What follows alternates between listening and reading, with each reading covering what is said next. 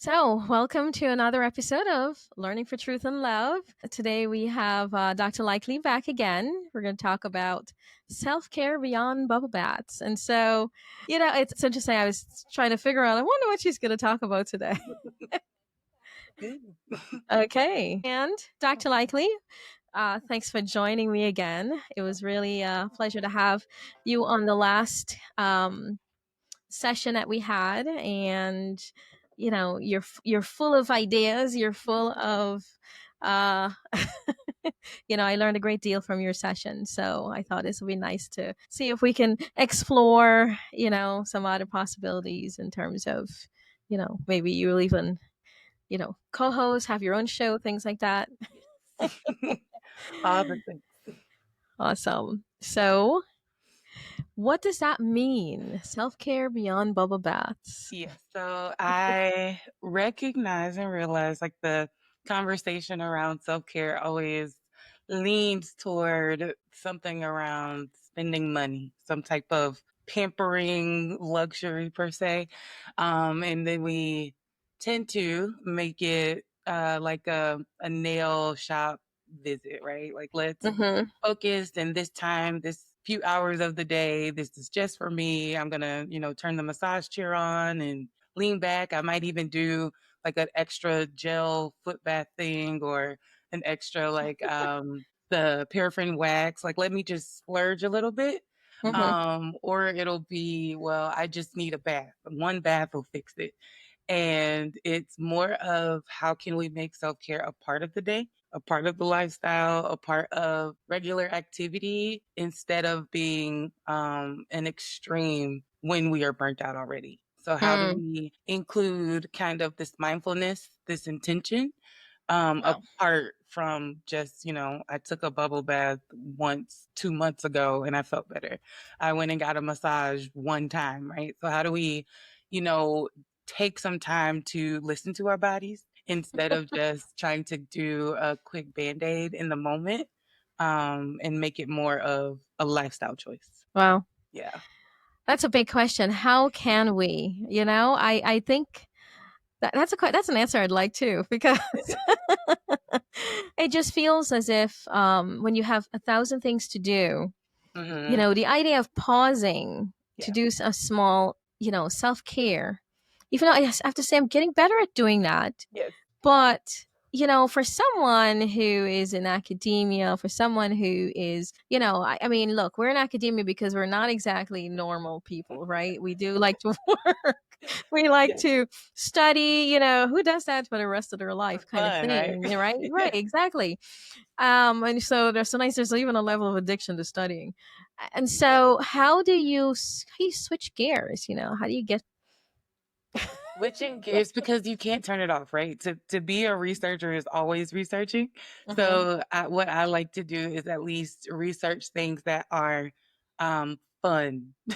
So for me, I always love reading about and learning from Black women about work with Black women and girls. And so instead of just always reading for like information to cite a source, it's Mhm. just reading too to expand my horizon. I'm not really big on fiction. I've never been big on fiction, but I Oh my don't goodness. always have to read like Yeah. the intense handbook of learning sciences, right? I don't have to do the heavy lifting. I have a book, um, Ebony Janice Moore. She wrote a book. It's lovely, and it's called All the Black Girls Are Activists.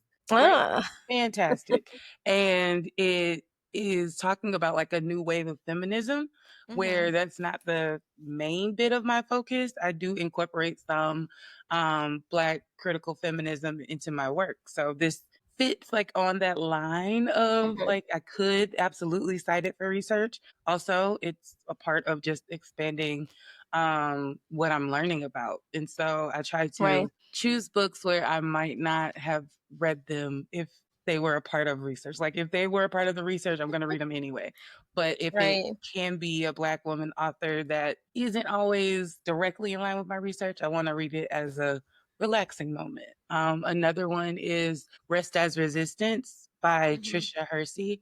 Again, that is not the main focus of my work, but also it is an opportunity for me to learn something different from other Black women that is in alignment with some values and views that I hold. So it's, you never turn it off, but you can change what you're reading and how you're approaching it. Wow.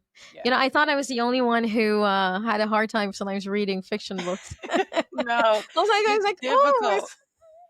it is. You know, I have, there are very few. Like there was years ago, there was one fiction book I would go back to. And this fiction book was by a Guyanese author. Edgar Mhm. Mettelhauser, who wrote a book called My Bones, My Flute. I've read the book over the years a couple of times, and there's something about it that makes me revisit it. I think just because it was so beautifully written, Mhm. right?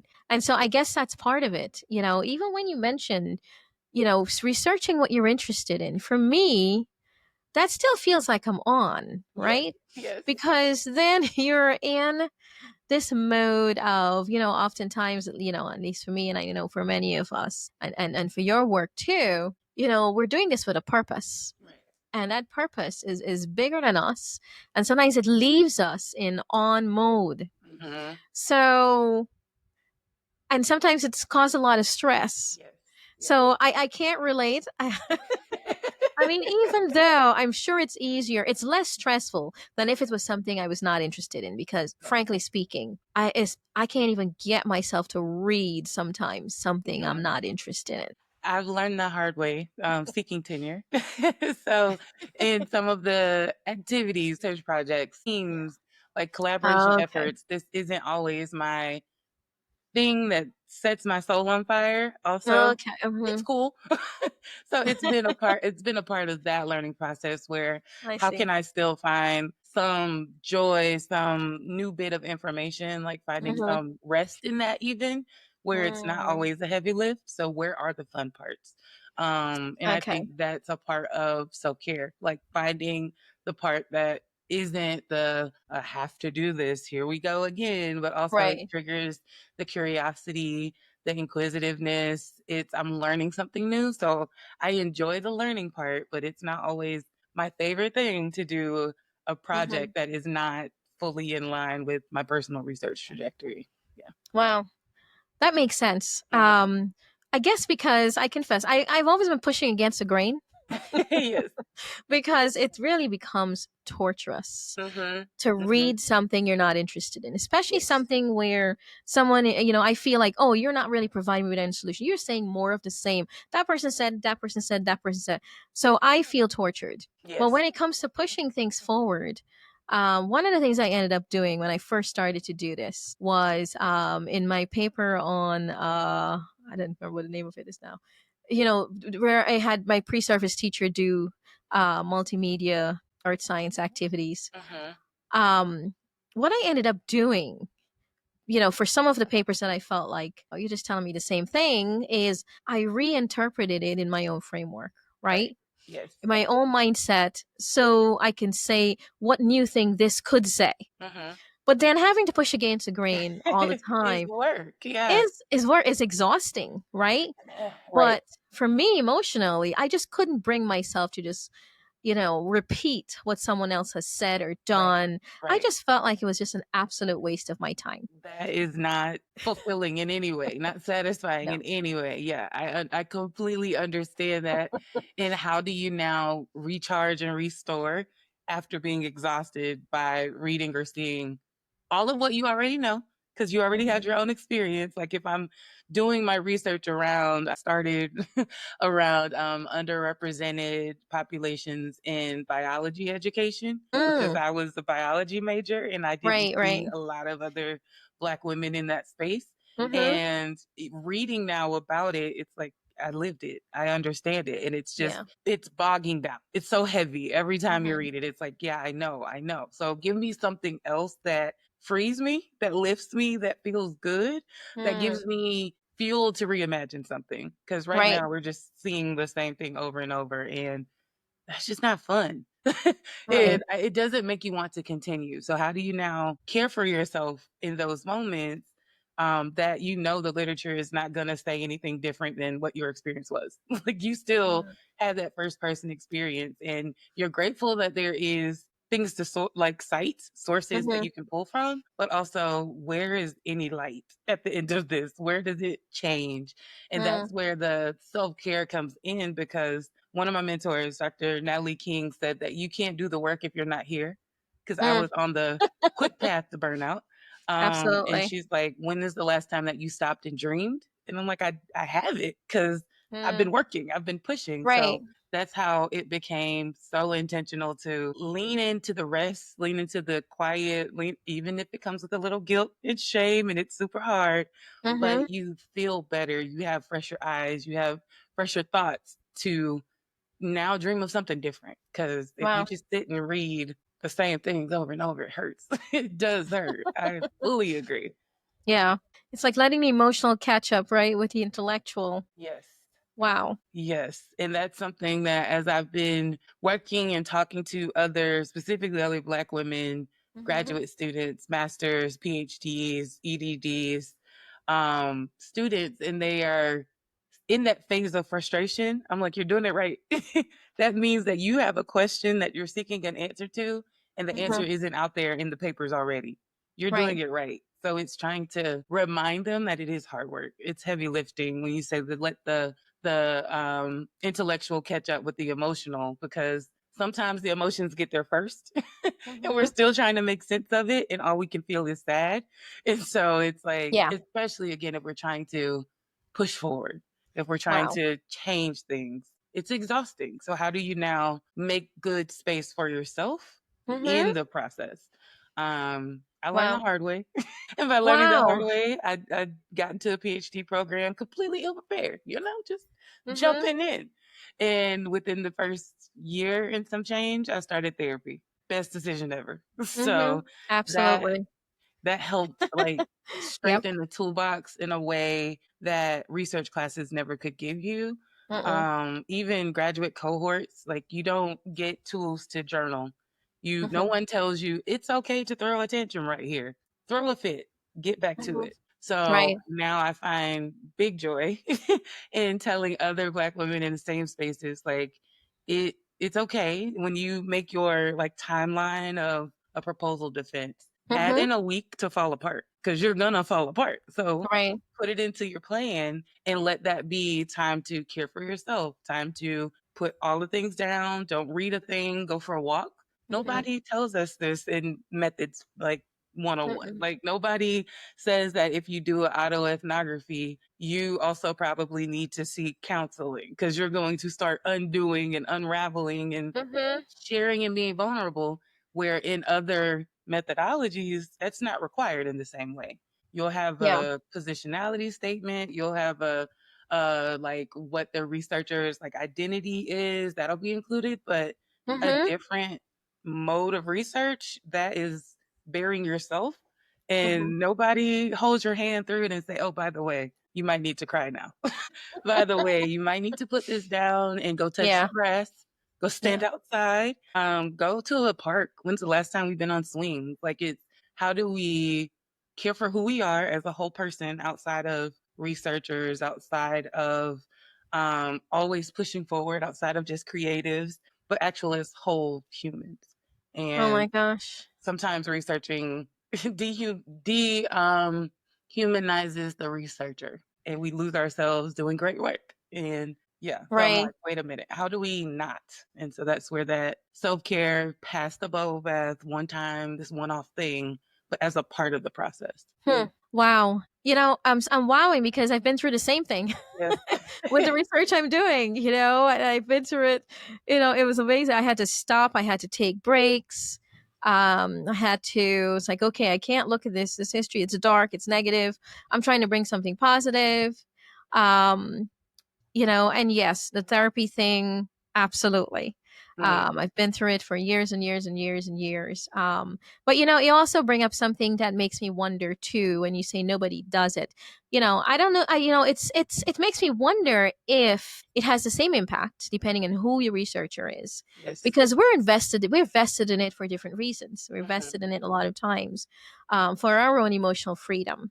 Mhm. right? And for our own working towards freedom. We're Mhm. not quite there when it comes to freedoms, Yeah. and, I recently, yeah, I don't know if I should say this, but I recently had to make the choice between, am I going to keep doing a certain work even though I can earn money from it? Or am I going to, I got to the point where I just couldn't do the type of work I was asked to do because my motivated thinking was very different. My Mhm. reason for doing it was very different. It just felt torturous because I Mhm. felt like I was doing someone else's work, Mhm. reaching someone else's goal, and not reaching a goal that frees us. So I think a lot of it, comes down to, our why and our how, right? Right. Our why, we do the type of work because we're thinking of being emotionally free, academically Mhm. free, intellectually Mhm. free, monetarily free, socially free, politically free. And there's a lot of that invested, and the idea of doing it for that freedom means that there's a part of us that is still not free, or in some Yeah. ways And completely colonized. recognizing that Mhm. other researchers aren't doing it for the same reasons.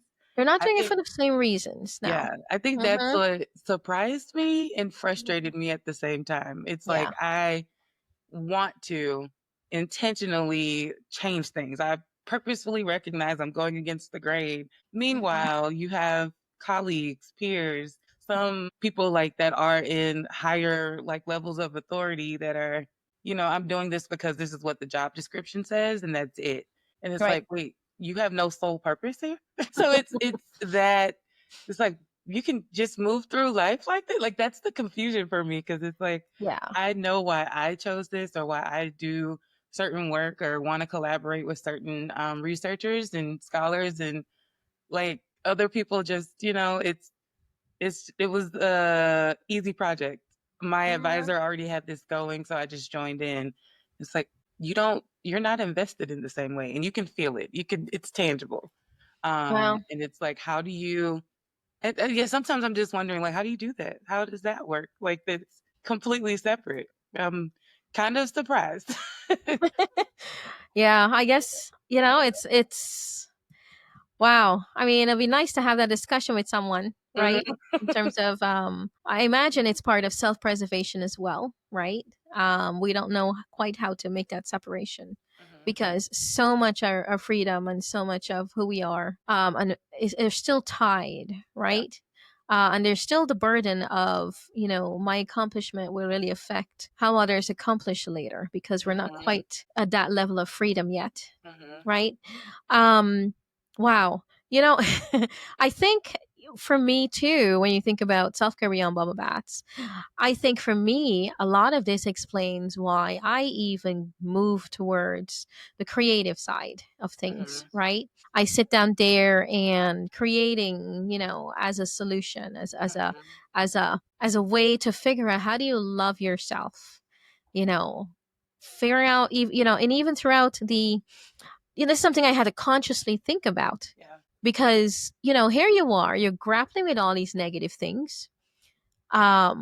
You know that the children you're creating for will have to grapple with it somewhat. You don't want them necessarily to grapple it to the extent that right, you are, right. right? And to feel that pain that you are, even though I don't think all pain is a bad thing, but Mhm, so how do you get to that point, this pain to that level of joy, right? And so this is also where I brought the happiness into the project, where, interviewing people, figuring out what your lived experiences are, and, all the things, the cultural capital and science right, capital it had to give, because we talk about those things. But what is it? right. As I started doing my interviews, I realized we talk about it, everything as usual, like it's cliche, right? We don't really know what it is. We're still trying to Mhm, figure out what it is, right? And we use those words so loosely, right. and so, I started realizing how, I like to create, with my music, with my Mhm, multimedia products, mhm, just creating things that, where I'm able to capture the joy in these different individuals, mhm, mhm, right? Take it out of this completely academic sphere to the human sphere. right. Um, And that's the beyond the bubble bath. But it also Absolutely. is who Wow. or when do you get permission? When do you give yourself permission to say, I need Mm. a different outlet?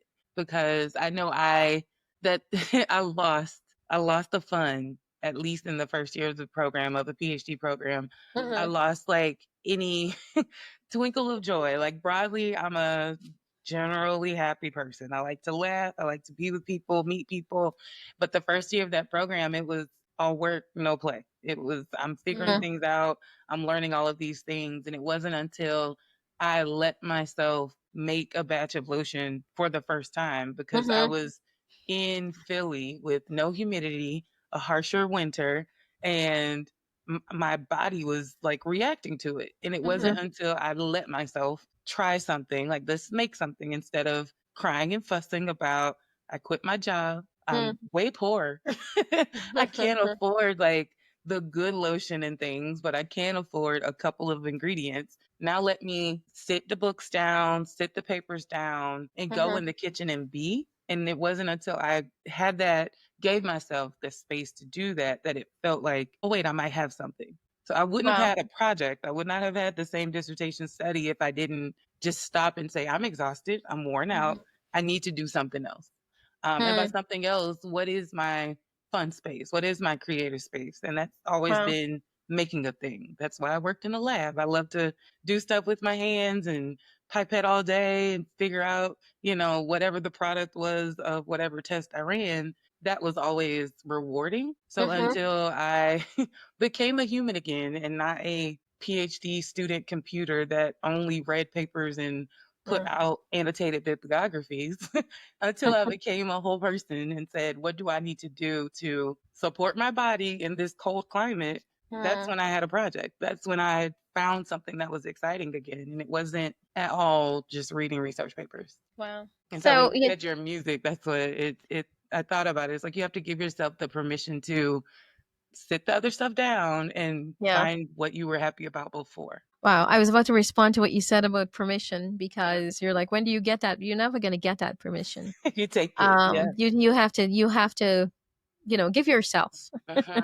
I was even surprised actually. There are some people now and again I try to chat with who it seemed they were out of the box thinking. And then I would push the envelope a little bit by making some suggestions and saying what I'm going to do, and then realize, wow, this person is not as out of the box as I thought because, we get trapped in. This person has a big institution identity, right? Yeah. That trumps their individual identity, which is why the thing I talk about identity. But I was really surprised just how tense that is. Uh-huh. So if you are in a place where institution thinking is the only thing that matters, Yeah. you'll never get that permission to be innovative or to think Uh-huh. outside the box Mhm. because it'll be based on whatever benefits the permission. And I had the same thought. I was like, oh my gosh, do I have to be poor to do this? Right. And so I've been working on this for a number of years. I'm about to launch something big. I'll Mhm. talk to you later, but I'm I'll probably excited. announce it in the next week or so. Okay. Because these are thinking I've been grappling for years and Mhm. years. Many of us are now starting to see the impact of this institutional thinking, especially when it comes to our funding, Mhm. where I had to grapple with it a long time ago. And a lot of it was intentional, which is why I had started seeking funding elsewhere, Yeah. to do Yeah. things because, our institution identity was so strong that we didn't really realize that it was a no to us, but a yes to the institution, Mhm. right? Mhm. We Mhm. didn't really see that distinction because our work aligned with institution thinking or group Right. thinking. And it doesn't help that that's how you're promoted. Yes. The academic currency is citations, papers, and those Hmm. papers stay within the ivory tower. And if Yeah. my heart's work is with folks that are not in said ivory tower. Now I'm checking boxes over here and putting myself just to do this work so I can keep my job and get promoted and have good evaluations, but not ever reaching the people I want to reach. Yeah, Right. because that's Right. what they say we're supposed to do. Yes. So now it's always this duality of, okay, what or how can I shift some of the work that has been only published in certain areas and accessible to certain people? How do I now share that like smartly without, Mhm. infringing upon copyright issues? Because if it's in a journal, that's Mhm. their, property now. That's their paper. So how do you still kind of make it more accessible in layman's terms, but still keep the integrity of the research?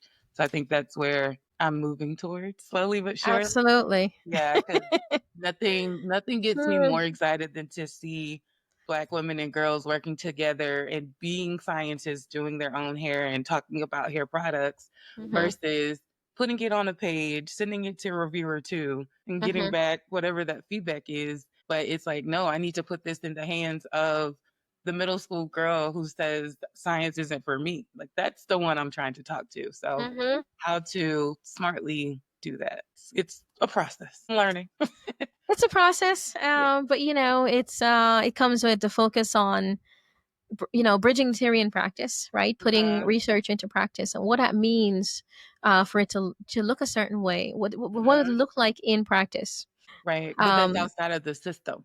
And so to be Mhm. married to that system's thinking, but also to have this call outside of the system. It's that Mhm. tension that some colleagues don't deal with. Like that's not a conversation you can just Mm-mm. have in a break room somewhere. So it's also about finding your people and being in that community. I have a friend that I call all the Mhm. time and I'm like, can you just tell me to sit still? Like tell me not to do this because me giving myself permission sometimes doesn't work. Like somebody just Yeah. tell me it's okay. Like remind me that the world will not unravel if I don't check my email one more time tonight. Like, Mm. so it's that self-care beyond the bubble bath. Like, I just need to put it down. Yeah. So it's again in these built-in ways, like how are you caring for yourself while doing the work you need to do, like literally having the job, also doing soul work that you need to do, and Mhm. still not losing who you are in the process. Wow. Wow. After, it's a fumbling process It because I've lost is. myself plenty of times and you come Yeah. back, but when you make it more intentional, you tend to lose yourself far less. Yeah. Absolutely.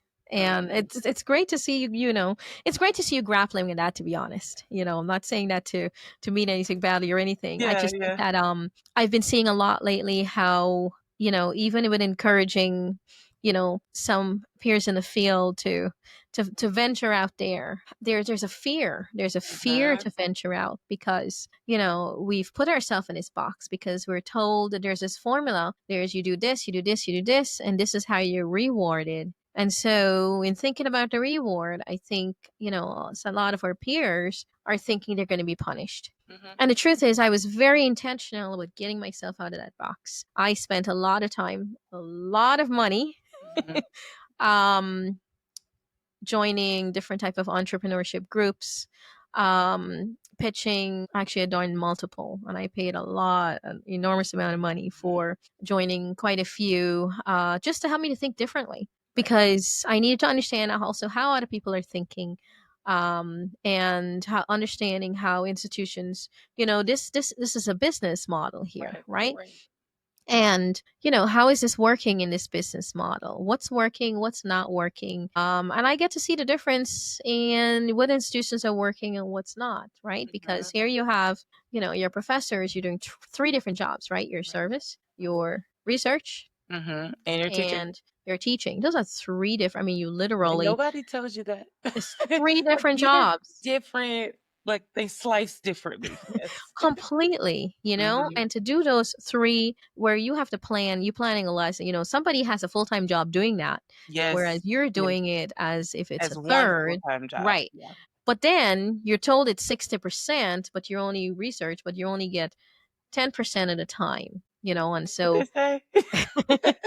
and the only time you get to do it maybe is in the summer months, but it doesn't quite, Yeah. the compartmentalizing thing, and Mhm. so what you begin to see is that those institutions that have the business model where they cater for you being in that innovative research mode, Right. rewarding that mode rather than rewarding it with giving you the technical, I've read tons of books too.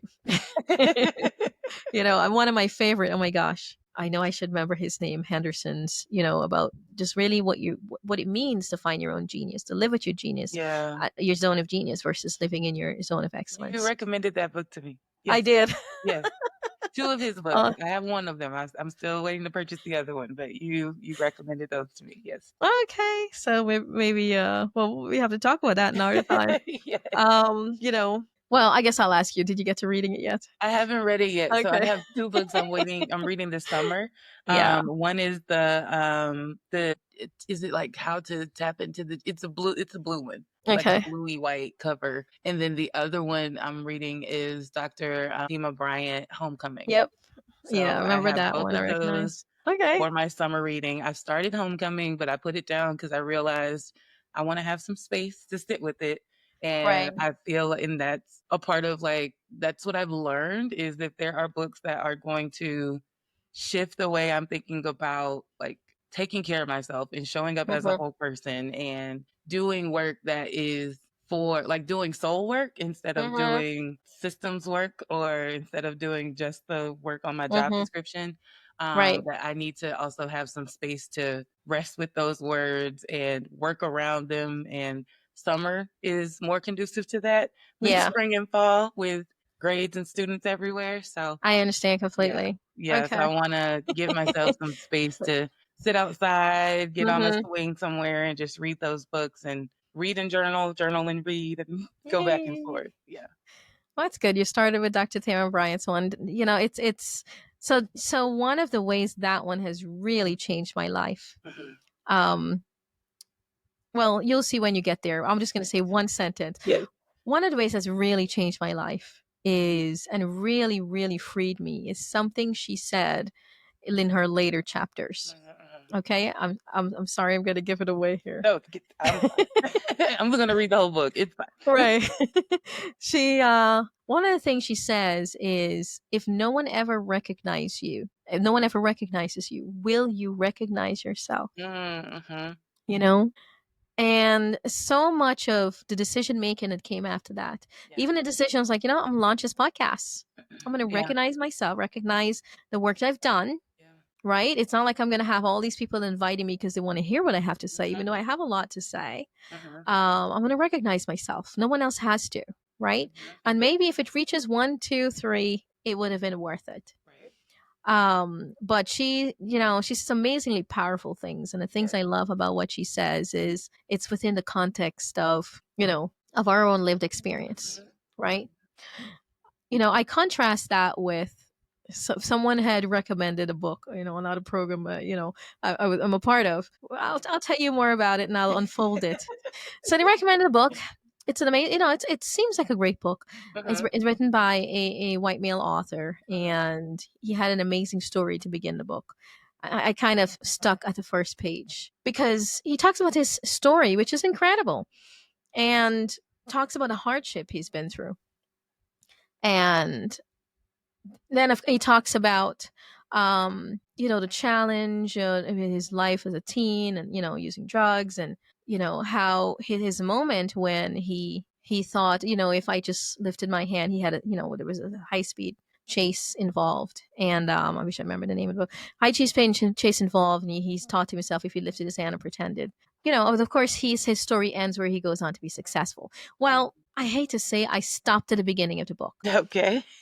And the reason why is, when you read a story like that and you think to myself, well, yeah, what if it was a black guy? Right. It would have been, it would have been shot. And I was Completely just like, different story. Yeah. it's just, and so there's a lot of times I just have a really hard time. And I can't buy into it. Yeah. it's hard to buy into it because that story doesn't really end that way for us. Yes. Right. Yes. And so, That's me in fiction. So I think it was the Iron Man, the first Iron Man movie. It was recommended to me. You're gonna love it. It has so yeah. much science in it. Watch the Iron Man movie. I watch it and I see this interaction between him and the assistant, or Mhm. the woman character that he ends up saving at the end. And all I could think was, if it were a black woman, would there be the same onus to save her, to keep her, Yeah. to listen to her? And I was just like, hmm. So it was really hard for me to Mhm. watch the movie with all the cool science in it just to be like, this isn't my movie. Like, I'm not saying me here. Like, this Mhm. version of entertainment, I'm not that entertained because it's hard to turn it off, right? I'm still Right. always thinking intersections, thinking theory, thinking what about identity and shifting and these negotiations between characters. And I'm like, wait a minute. If it were me, also if Iron Man were a black man, right? Like, where would some of these liberties not quite fit? So Get shot out of the air. right, like this would not be a movie. It wouldn't continue. Like, no. Sorry. I know you should laugh, but it's just I goes, it reminds me of there is I was talking to a teacher. We were talking about she has black and white students in our Mhm. class, our elementary classroom, and we were talking about I think it was elementary, it wasn't middle. We're talking about how our black student kids weren't reading and we were talking about what was on the shelf. And talking and speaking of self-care beyond bubble baths, we Mhm. really don't realize how a lot of times we assault our kids by giving them things to read that really diminishes them. Yeah. Yeah. But our children are talking to us about it. The fact that they don't want to read. Well, you think it's because they're black? No. No. Yeah. This is a fact that the books are on a shelf. Yeah, the white kids are running for it because that's their Mhm. books. That Mhm. book was created for them. So they're Mhm. running towards it, And they can see right? themselves, they can connect with it, but it's yeah, the same effort or opportunity isn't always given to all the students in the class. Or thinking, Mhm. right? And so you said something. You mentioned a book. I'm so curious about it because when I hear things like that, I kind of run the other way. I'll be honest. Mhm. Rest as resistance. I'm Yeah. thinking when I think of the word resistance, I just think it's exhausting just to Yeah. think of resistance, and I don't want to To think of resist rest is as exhausting. resistance at all. Yes. And so if I saw that, I would just dismiss it. To be Mhm, honest. mhm. So what do you mean?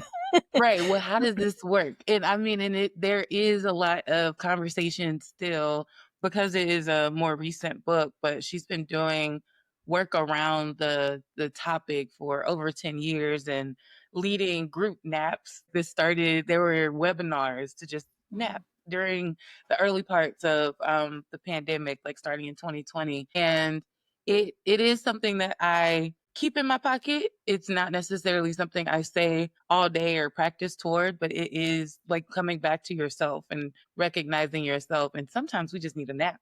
And it's true. Mhm. Into how is that a part of your resistance, right? What does it mean to now say, I'm not working between 4 and 7, and I'm going to lay down at 5:30 to 6 o'clock, and then I'm going to make dinner after that. That is a part of the resistance that I'm expected to work sun up to sundown. I'm expected to be responding to emails all the time. And I think it's more of a choice. So that's still that self care beyond bubble baths. It's Mhm. how am I taking care of myself amongst all of this as a part of this push against capitalism, this push against this individualism, push against always racing to be better and competing in every way. It's I'm going to rest as a part of saying no to all of the systems working around me. And resistance is exhausting and it feels oxymoronic, right? Mhm. It's like how am I supposed to resist and rest at the same time?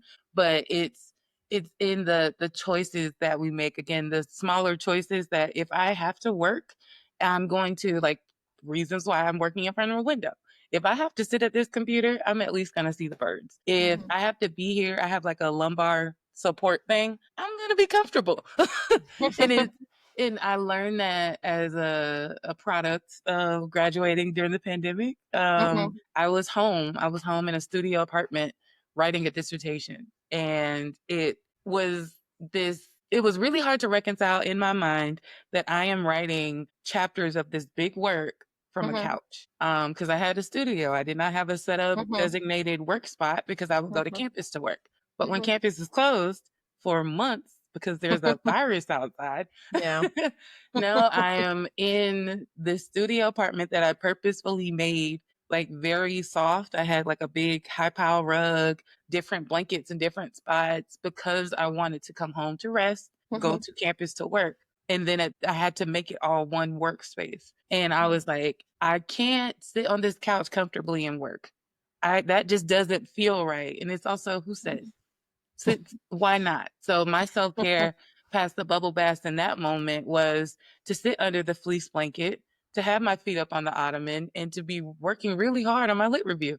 And Mhm. then to, and it's like, this feels for my body, this feels weird because I'm used to sitting up in a computer chair at a desk, at a cubicle, work, Mhm. work, work, and work only. But now I'm laying on the couch with my feet up, music in the background. I've made some tea and I'm still able to get it done. Oh, Mhm.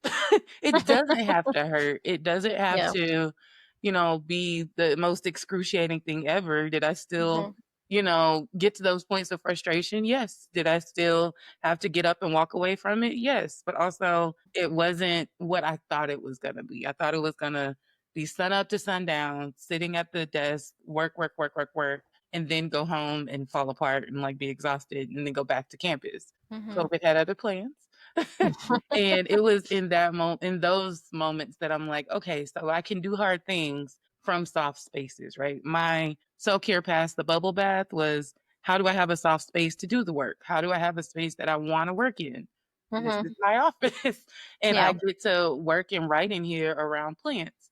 Um, Intentionally placing plants that do clean the air. That's what that little snake plant does. Mhm. Like, purposefully in knowing what you need past, again, a bubble bath, past a Mhm. massage. I need to have different drinks. I love to have a hot drink. Like, I have coffee and I have water. Like, I Mhm. like to have something where the temperatures are different, tastes are Awesome. different, because I like to have options. And knowing that anytime I sit down to write or sit down to grade, which Mhm. hurts my soul, I have to, how do I make it the most ease? How do I make it the most Yeah. comforting place? If I'm going to do it, my self care here is what they say, what the kids say, the soft life. I'm going to do it softly. Mhm. And I think that's a part of the resistance. It doesn't have to be painful and break your soul. And I don't Wow. know, no one said that out loud. I've seen like advisors work in that way, Mhm. but I think I get to say it out loud and tell, especially other Black women that do the most, because that's what we Mhm. do. We're going to be Mhm. excellent in every way, but also you get to rest too. You get to have a Yeah. soft spot and make that for yourself, because Mhm. outside is not going to make it. None of the classes that you take will be soft or intentionally offering ease. Nope, you have papers to write and peer reviews to do and discussion boards to post, Mhm. and the world is constantly falling apart. So how do Yeah. you take care of you in that way that's not just, oh, when I think about it, I'm going to go get a massage, or when I've saved enough money, or when I feel like I've earned it. It's like, no, you get to have these soft spaces built in. So, Well. yeah. But what does Well. that mean? What does that, Yeah. who's gonna tell the first year student, right? You get to have a soft space. Yeah. It's it's almost well, I'm thinking a couple things. I'm thinking, I guess, going back to what I'd asked you, and I love all the examples you gave um, to show, but I still ask myself, why do we call it resistance instead of restoration, right? Mm, And it's mhm, almost feels as if we're still obviously we're defining it relative to the system and the institution and the environment that we're in, right? Where sometimes it seems like we still feel like we need permission. mhm. Okay, permission to rest, right? As opposed to, look, It's your right to I rest. absolutely, like, it just makes sense, Yeah. right? And sometimes we see it more when we start to think outside the box, I think. Mhm, When we see you need to rest if you're going to be innovative. You need a mhm, certain level of rest if you're going to be, in that mode, that creative mode of putting things together and figuring things out, and then you really see the need for it, right? mhm, As opposed to allowing yourself to succumb to a lot of the, some of the technical time wasters that you can get someone to do that doesn't have you needed someone with a doctorate to do. This is the part that gets me. We get a lot of stuff mhm. where we asked to do that really doesn't require We a don't need talent. to do it. Yeah. And Yeah. so I struggle with that. And it's like Mhm. you're just Because wasting if my we're time, only right? resisting, are we restoring, right? What's that? If we're only resisting, are we restoring? If we're only Mhm. resisting, are we creating? Or is it always resisting? Like, what's your intention or purpose for the rest? And I Mhm. don't see it as resisting. I recognize that it is resisting to make the choice to not Mhm. participate in the hamster wheel, but my rest is the restoration, and Mhm. conveniently also it can't resist. So I think it's a choice. I like this. I like the restoration instead of resistance because that's what I'm intentionally choosing is to Yeah. restore versus I get to resist as a part of it. Mhm. But that's not my main focus. So yeah, to call it rest as rest for creativity, rest for restoration, rest for joy. And it's also resistance. Yeah. I guess it's like the resistance part is for everybody else, Hmm. right? Because Hmm. that's the only way people get the message or Yeah. understand the message, Hmm. right? But how do Um, you, I get what you're saying. Like, how do you shift it to focus on you? My rest is for my rest. That's it. Like, it doesn't have to be for my creating a thing. It doesn't have to be fuel for the transformation. I'm still a human and I struggle with that a mm, lot. I have a friend yeah. that says, "You're not a computer." I'm like, darn it. I thought I was. I was operating as one at one point. But yeah, I get to rest because I'm a being that requires rest for growth, that requires rest for healing, that requires Mhm. rest as a part of a process to balance my body. It has Mhm. to rest. So it's not just rest as resistance, but rest as a human, rest as a part of growing, as a part of healing, as a part of restoring cells. Like some cells only fix themselves when you sleep. And Mhm. sometimes your blood pressure gets low enough when you sleep. So how do you offer good rest to yourself? That's that beyond a bubble bath. So I don't sleep well. I don't rest well. I knew that. Mhm. And then I had to learn some things like nighttime routines. My therapist called it what, bedtime hygiene. I was like, oh, yay.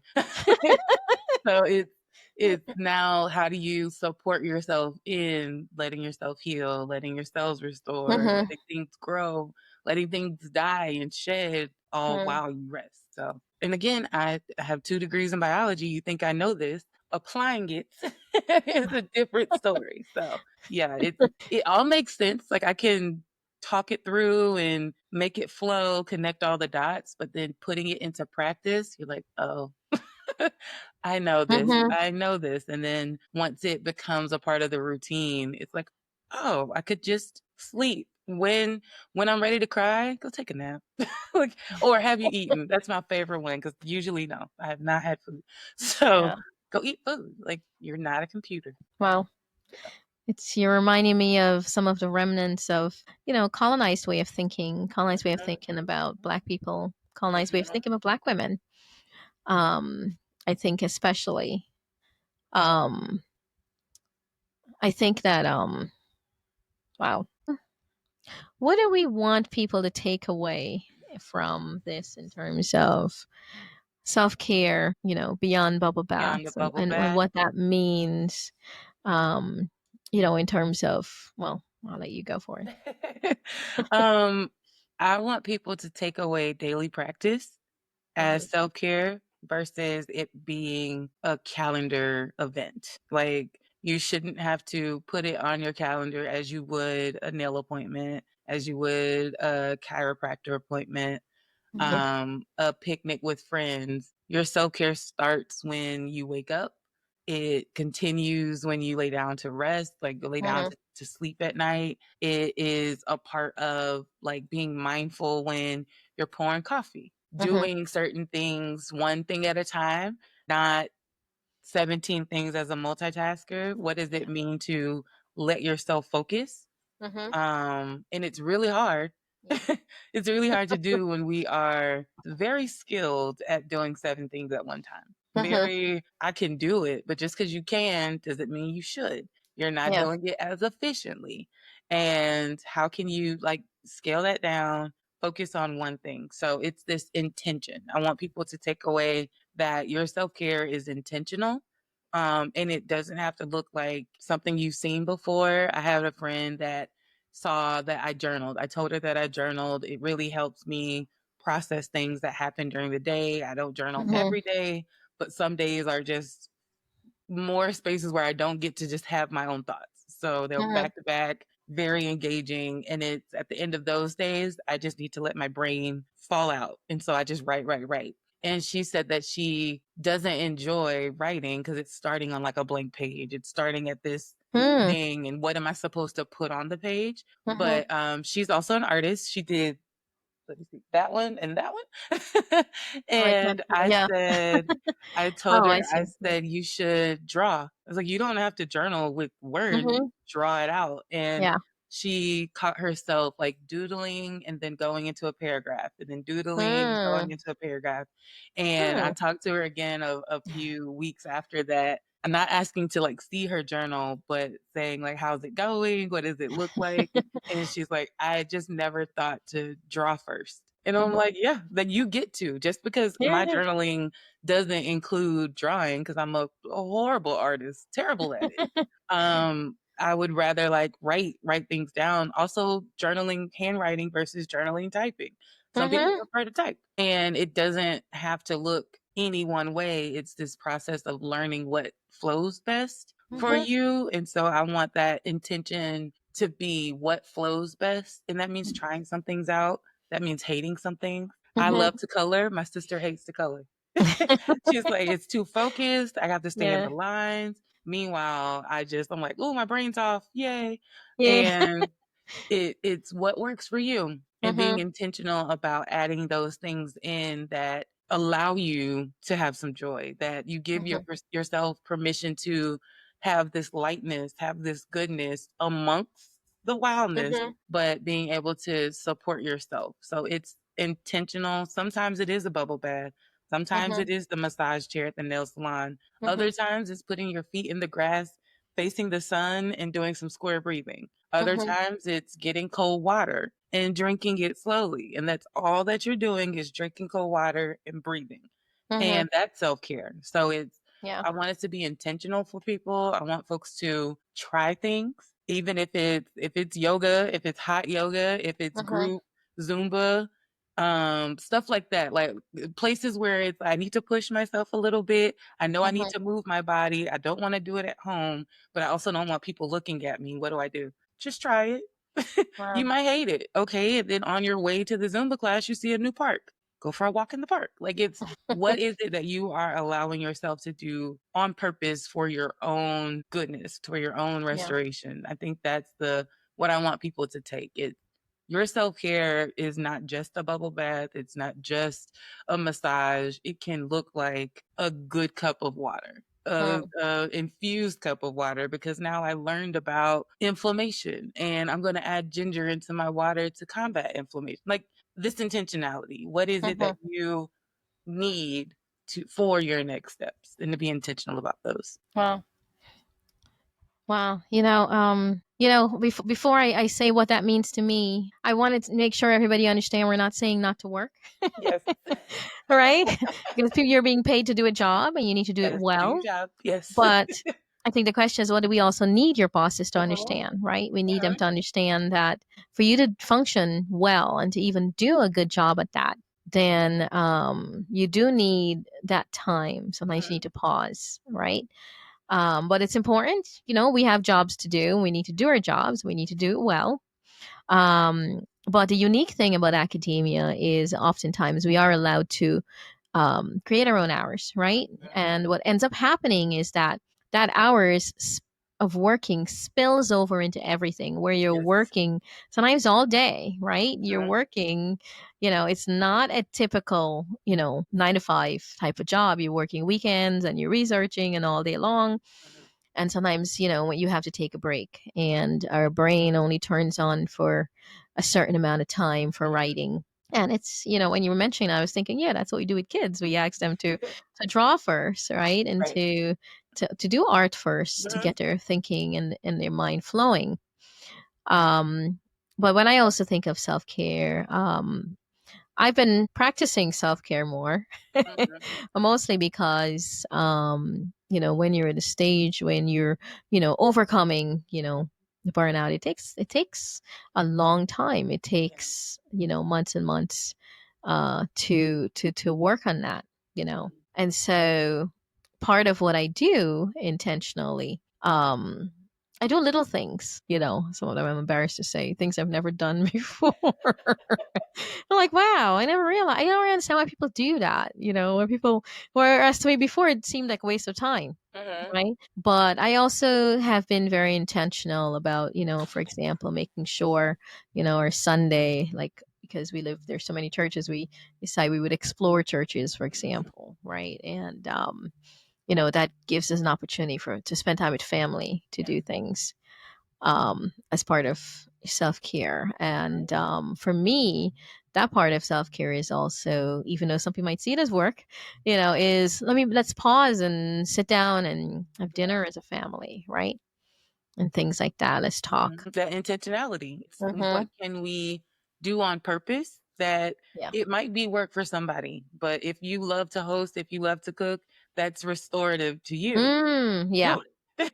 And I'm one of those. I love to cook, Yeah. and I have other Mm-hmm. friends that are like, "You're chopping again. Please stop chopping things." But I love to hand chop all the vegetables because it has me here in this moment doing this thing. I Mm-hmm. can't chop the vegetables and respond to an email.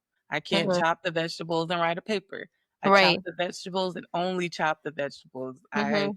bring the food out and sit at the table, and I can't, it would be rude, right? I have to be the Mm-hmm. good host. Let me be here in this moment. So that's Absolutely. the self-care. That's this is good to me. How do I dive into that? How do I lean into that? How do I do more Mm-hmm. of do the things that feel good? I think we feel like it's sinful Mm-hmm. to feel good sometimes. It's like you get Mm-hmm. to feel good. You get to feel good and push back. Your whole lot in life is not to push back. It's to be yourself. It's to do you recognize you? Like what Mm-hmm. Dr. Bryant was saying. Like, are you capable of not losing you? Are you coming Mm-hmm. home to you? And I think we find such joy and such, we get our good good deed stamps when we push, push, push and resist Absolutely. forever. But do we lose ourselves? Yeah. Wow. I'm so glad you said that because I've been doing that too, more cooking more, which has been really nice. And so you see how I like to rationalize things, like I need a rationale. Um, nice to slow you down Yes. and forces you to be in, like you said, in the moment. Mhm. It's weird. I don't think I realized I enjoy it, except that Mhm. you need that moment to enjoy it, Yeah. right? Yeah. And it's part of, again, I always I've said this before and I'm gonna say it again. I'm thinking of Whitney Houston's song Learning to Love Yourself Mhm. is the greatest love of all, and it's really, that song is really for us, isn't it? Mhm. you Mhm. know um where we have to learn to love ourselves Yeah. in And that I way. think in supporting people in whatever that looks like. I'm a Mhm. wild person in that I like to babysit. I love to babysit. But it's again that intentionality. If I have a 6-month-old, I cannot be repotting plants, cooking a dinner, and Mhm. babysitting a 6-month-old. I am with this 6-month-old the whole time. So it's this focus, this intentionality, it's this choosing to turn off other things to be present, Mhm. and that's what that self-care can look like. It's the turning off of other things and choosing what feels good right now for me and is restorative, is joyful, it is exciting, it's Mhm. engaging curiosity. But what is that? Mm. So some people would choose never to be with the baby. Meanwhile, I'm like, this is joy for me. Mhm. This is restorative to me. Other folks would Absolutely. let me dog walk, let me babysit your fur babies, and it's not that I would never, but give me a baby first. So, or it's even working with like after school programs or watching children explore. That's Mhm. totally fun and soul just stirring, and other people would never. So it's what is it that works for you? If your thing Yeah. is quiet in a coffee shop, reading a book, a little bit of people watching, do more of that. And it's okay. It's learning what works for you. Yeah. Absolutely. Wow. Awesome. Well, thank you so much. If anybody has any questions, feel free to post it. I'll take one last peek, and I'm going to say, um, Dr. Likely, if you can wrap up any last minute thoughts. Um, Absolutely. yeah. Last minute thoughts, self-care beyond bubble baths and including bubble baths. I hope that's something was said to spark interest, something that was worth, following Mhm. research on it, looking it up, whether it's making teas. I love to make teas, and you Mhm. can make that your own special project. What can you pour yourself into that's not just work? How are you Mm. restoring yourself, choosing your own well being that isn't a heavy lift, that isn't like soul dragging, that isn't Mhm. taking all the energy from you? Where are we finding and choosing to restore ourselves? So Wow. do that every day. Choose something to give back to yourself every day. And that's that self care beyond the bubble bath. That's everyday, daily practice of caring for your whole human self. Wow. Well, thank you so much, Dr. Lightly. Self care beyond bubble baths. Self care to replenish your Mhm, mind so you can do better, mhm, and be better, mhm. for whatever goals you have. And so, thanks to those who joined us today. Please feel free to comment or, add any additional comments or questions in the chat. Dr. Likely will be back next week. We're going to talk about communities. Yeah. So, thanks to those who join us. If you like this episode, please like it and please subscribe to Learning for Truth and Love so that you can get future episodes. Okay, have a great day, guys.